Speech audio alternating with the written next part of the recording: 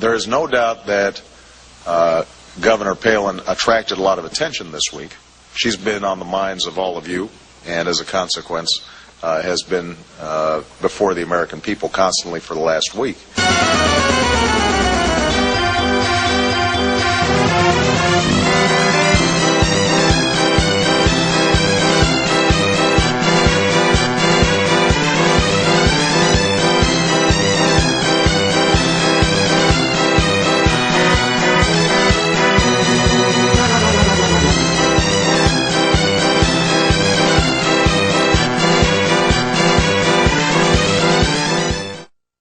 Palin Watch. How many controversies can the governor's candidacy survive? As mayor, her police chief wanted to charge rape victims for their own rape kits. As governor, she charged the state per diem for every night she spent in her own home.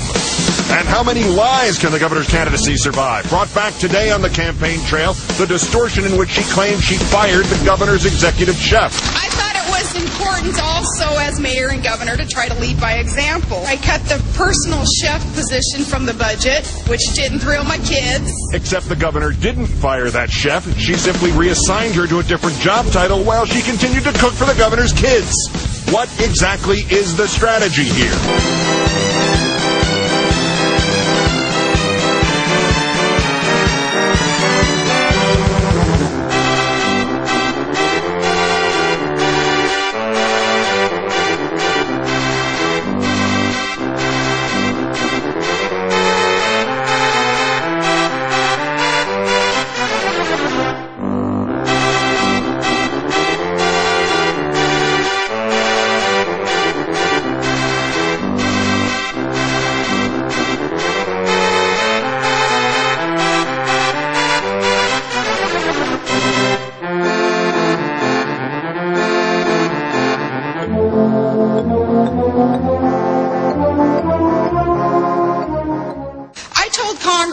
Thanks, but no thanks for that bridge to nowhere up in Alaska. If our state wanted a bridge, we were going to build it ourselves.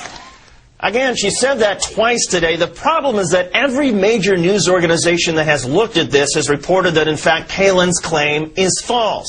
The Washington Post reported that in Palin's first 19 months in office, she billed taxpayers in Alaska for 312 nights she spent in her own home.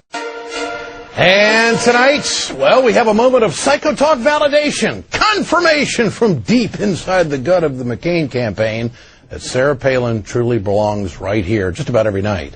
McCain's former campaign manager, Steve Schmidt, has revealed that they knew from the beginning that making Palin a viable candidate was an uphill battle. My GPA earned me fifth from the bottom of my class at the Naval Academy status.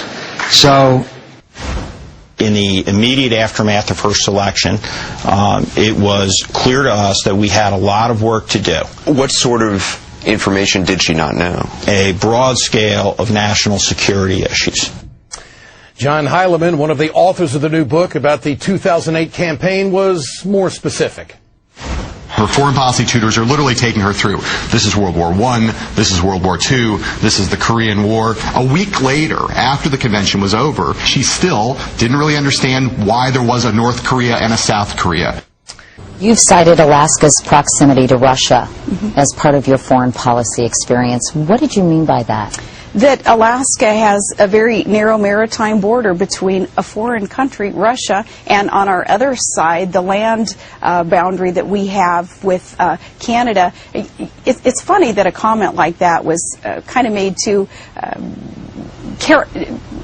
don't know, you know. You can actually see Russia from land here in Alaska. Reporters. Yeah, mocked, I guess that's the word, yeah. Wow. Understandably, the guy in charge of prepping Palin for the vice presidential debate was very concerned. He told us that the debate was going to be a debacle of historic and epic proportions. But the fact that Palin knew less about foreign policy than the average middle schooler wasn't even the biggest problem. No. Turns out she couldn't even say Biden's name properly. You know, the guy that she was going to be debating. She kept saying, "Oh, Biden." So the campaign figured out a way to avoid her having to say that very tricky name at all. It was multiple people, and I wasn't one of them, who all said at the same time, just say, "Can I call you Joe?" Nice to meet you. Hey, can I call you Joe? Okay, good. Doggone it, those Republican tactics, they work every time, don't they? Unfortunately, when you're dealing with a maverick like Palin, you can't expect her to stick to the plan all night. Barack Obama and Senator Biden, you've said no to everything. Well, there you have it. With all that working against her, why didn't John McCain put his foot down and just cut Palin loose? President Bush was a C student at Yale. So, do you remember your GPA? But I can assure you, on today's standards, it would be barely passing. The thing McCain loved about the Naval Academy was he got to study all the time. He and I both showed that people with C averages can succeed. Welcome. We needed to do something bold to try to win the race. That's right, win at all costs. What does that say about John McCain's leadership? His motto, let's see, what was it? Oh yes, country first. But he didn't have the guts to get rid of the person his own campaign knew wouldn't be good enough for the country. As Putin rears his head and comes into the airspace of the United States of America, where do they go? It's Alaska. It's just right over the border. One more thing. We found out today that Palin just signed on as a contributor to Fox News, which means we'll probably be seeing a lot more of her right here in Psycho Talk. You can actually see Russia from land here in Alaska.